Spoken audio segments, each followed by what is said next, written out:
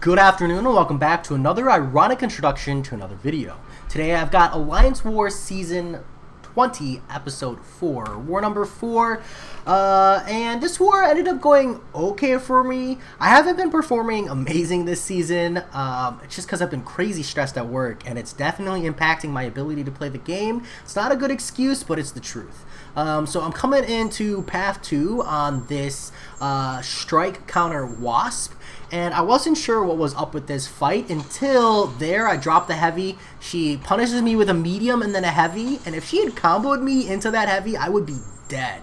So yeah, I'm starting to understand why they did that. It's not like the world's greatest defense placement, but it's diversity, and if the opponent makes a mistake, there's a lot of punishment for it. So that was a little rough. Next up is this Mr. Fantastic fight.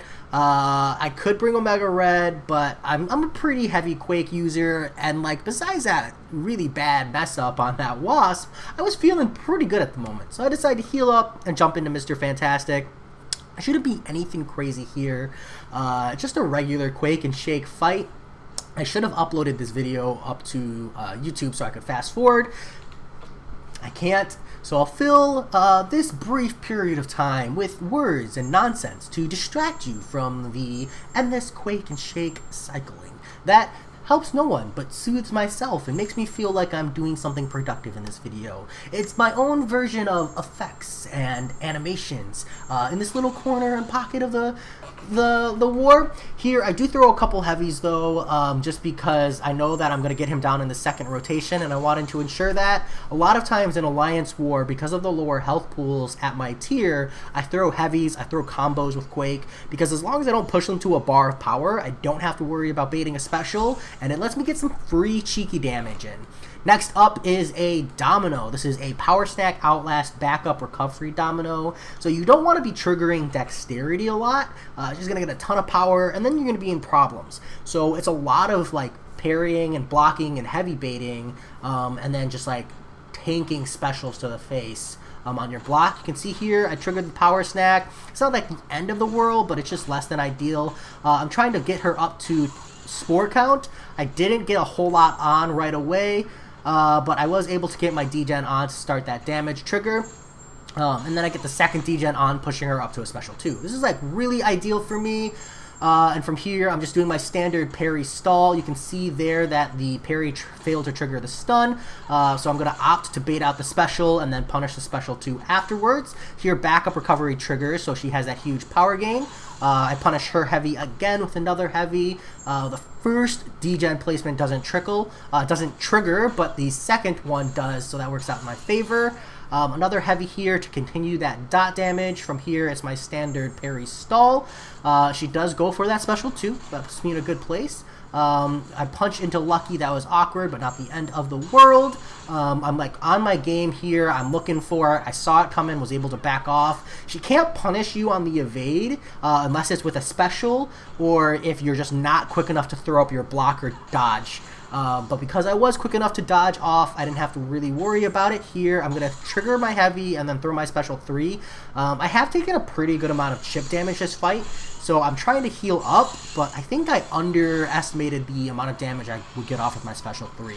This is a Plat 4 war or Gold 1 war. I don't remember, but the health pools are like way lower than I was expecting. And not anything like my war number 5, which I just have a video for and still need to record. So next up is this mixed Master Korg. This is a not a stubborn war. So they're doing, I think, Bulwark. I don't even remember. Something for like when they're large or extra large, which means you can Quake it. So of course I'm going to Quake it. Now, Quaking Korg, you got to have some big stones, or at least a pretty good amount of confidence in your ability to Quake and Shake, because Korg can go unstoppable, unblockable when you evade Dex.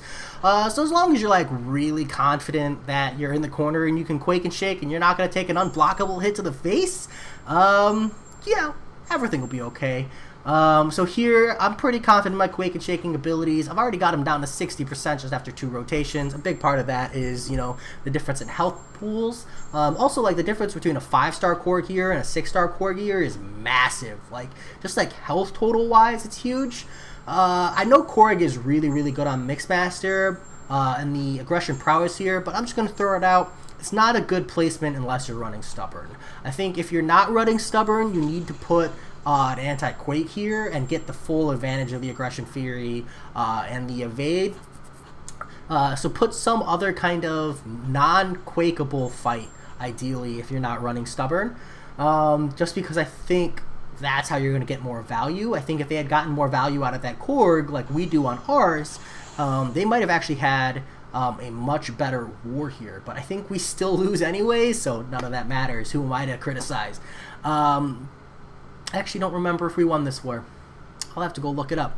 That said, we move on to this Stealth Suit Spider-Man. I don't even heal up. This is like Burden of Might and EMP modification. So when he throws his specials, you take shock.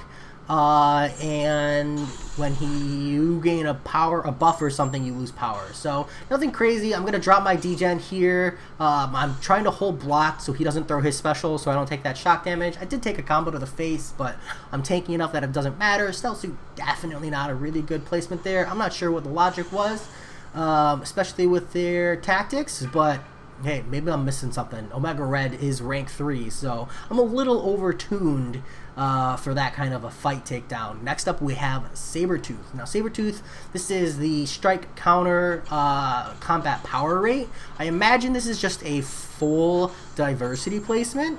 The node itself isn't very hard, so a lot of times I do these wars. This is like my 4th war out of 5.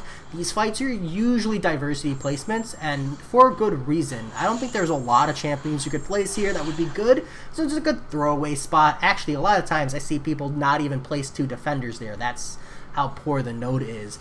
This next one is Magneto. Now, I can't use Omega Red for the Magneto, not reliably, so I'm just going to jump in here and quake it. And he should go down pretty quick. It's just Mountain Dew. I just don't want you guys to see the tag because it's not like it's a sponsored video. Don't want you guys thinking I'm drinking on a video record. But it's a pretty standard Magneto fight. Nothing crazy. This is a 6-star Magneto though. You bet this person's probably going to bring their Magneto up to rank 3. Looking pretty sexy, not going to lie. Here I'm going to switch I think into hitting him in a second. There we go. I dropped the heavy to give me some space. It's just going to reduce the quantity of times I have to dex and evade on the wall. So even though I didn't need to do it to get the next kill on the next Quake and Shake style, I did it just to give myself some extra breathing room. Just an extra second that I don't have to be dexing. Here, I checked the Spider-Gwen on this Mysterio just to see what the node is, because now there's no like health and attack from the Link, and it's enhanced armor up. And it's a Mysterio, so I don't have to worry about any of that. It's buffet, it's boosted armor up, I'm going to quake it, none of that matters. So yeah, that's why I did that quick check. Don't be afraid of linked nodes as much as you were in previous wars. Previously, like, it was a big health and a big attack boost, so it was problematic if that link was still up. But nowadays, as long as the link isn't an issue, right, like it's not like buffet or masochism or something that's going to cause you headache, or like encroaching stun or something, then you just take the node, right? Like, he doesn't have armor up, so I'm not going to be hitting him. I'm just going to quake him. There I accidentally let go of heavy, which is unfortunate because I dropped my precision, and that means that he does heal back up again, and it's a fairly high dose of healing, but that's okay. Just a couple Quake and Shake rotations, nothing scary or crazy. I think in this regard, it only adds like 1, if 1. To be honest, here I thought about going in for the combo, but he ended up dying anyway, so it worked out pretty well for me. And then I think I have 1, maybe 2 more fights. I think 1. So I take this Domino. I'm going to take her out with Omega Red. Now, this is a Rage Domino, and it is a pretty common placement on this fight. If you trip up and you hit into her and she evades and she immediately throws a special and you're not like looking for it and you're not ready, it's a really good way to die. Or if you hit into her evade twice, it's a really good way to die.